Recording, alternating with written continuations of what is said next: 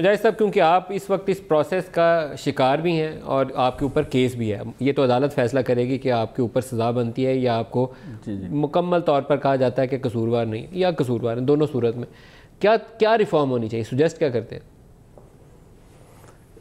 دیکھیں جی، ایک تو آپ نے اس کا ذکر بھی کہ اب 90 دن کا جو ریمانڈ ہے، 302 کے قتل کے کیس میں 14 دن کا ریمانڈ ہے، تو یہ پہلے بندہ پکڑتے ہیں اور بعد میں ڈھونڈتے ہیں چیزیں، اس میں بڑا وقت کا ضیاع ہوتا ہے۔ دوسری بہت اہم بات یہ ہے کہ نیب کی کیپیسٹی بلڈنگ کی بات، نیب کے اندر انتہائی تربیت یافتہ افراد ہونے چاہیے۔ نیب کے پاس جتنا اختیار ہے، اللہ تعالیٰ اگر اختیار دے تو اس کے ساتھ ذہن کا کشادہ ہونا، قلب کا کشادہ ہونا، معاملہ فہمی ہونا اور اپنے کام میں ماہر ہونا بہت ضروری ہے۔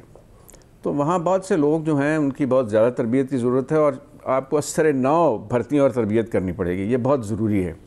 اور وہاں یہ لکھا ہوا ہے کہ نیب کا investigating officer in good faith جو بھی کرتا ہے اس کو کویسچن نہیں کیا جا سکتا۔ تو یہ تو ہماری یونیورسٹی کے ایکٹ میں بھی لکھا ہے کہ یونیورسٹی جو چیز ان گڈ فیتھ کرے گی اس کو کویسچن نہیں کیا جا سکتا۔ تو پھر دونوں طرف معاملہ برابر ہونا چاہیے۔ یونیورسٹی کا مطلب ہے سنڈیکیٹ آف دی یونیورسٹی۔ کیا ایسا واقعہ بھی پیش آیا کہ کسی نوجوان نے آپ کے اوپر ہاتھ اٹھایا؟ نہیں جی، اللہ کے فضل سے ایسی بات نہیں ہوئی، کیونکہ چیف جسٹس صاحب نے نوٹس لے لیا ہوا تھا۔ آپ کو کوٹ کیا گیا کہ آپ نے کہا کہ اس نوجوان نے کہا کہ ہاتھ اٹھایا ہے یا ہاتھ اٹھانے والا تھا، کچھ ایسی بات کہی آپ نے؟ نہیں، وہ میرے ساتھ نہیں تھا، وہ جو سرگودا یونیورسٹی کے سابق وائس چانسلر ان کے ساتھ یہ بات ہوئی تھی۔ کیا ہوا ان کے ساتھ؟ میں آپ سے سننا، انہوں نے مجھے یہ بات بتائی۔ کیا ہوا ان کے ساتھ؟ وہ پنجابی میں کہا جی میں چنڈا مار مار کے تیری چیکا کڑا جائیں گا، میں نے صحیح گل دس۔ یہ تو میرے خیال میں بہت ہی ظالمانہ جملہ ہے۔ اگر یہ جملہ ہی کسی استاد کو کہا گیا تو بہت ظالمانہ ہے۔ زبیر صاحب، اس کے اوپر دوبارہ آپ کی طرف آ رہا ہوں، کریے صحیح کچھ ایسا، نہ وہ سیف الرحمان کا احتساب سیل بنے، نہ وہ نیب بنے جس کو پیپلز پارٹی کے بندے چاہیے تھے مشرف کی حکومت کی تعداد پوری کرنے کے لیے، اور جو ابھی کنٹروورسیز چل رہی ہیں اس سے بھی نکالنے کے لیے کچھ کر لیجئے، احتساب کا عمل چلے آگے، صرف سلوگن نہ رہ جائے اور نہ اس کے نام کے اوپر اتنی کنٹروورسیز جڑے۔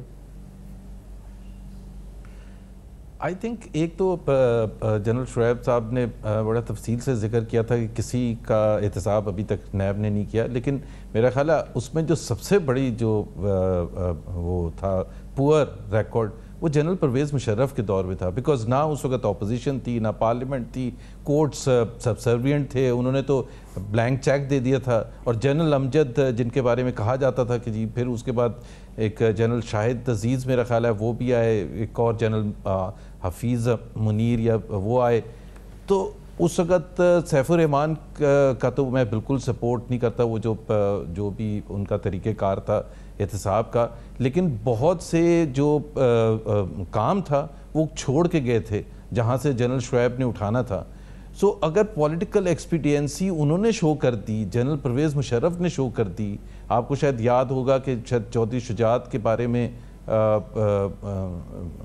نرم ہاتھ رکھنے کے لیے کہا گیا تھا۔ میں نے ان کے انٹرویوز کیے تھے، صرف چودھری شجاعت کا نہیں سر، نہیں میں یہ آن ریکارڈ کہہ رہا ہوں آپ کو، جنرل شاہد عزیز کا انٹرویو ہے، انہوں نے کہا کہ نواز شریف اور بے نظیر کے اوپر بھی جنرل صاحب نے آگے کیس بڑھانے سے روک دیا تھا، کیونکہ ایک کے ساتھ این آر او کی ٹاک تھی، دوسرے میاں صاحب ڈیل کر کے باہر چلے گئے تھے، تو انہوں نے کہا کہ نہیں روک دو۔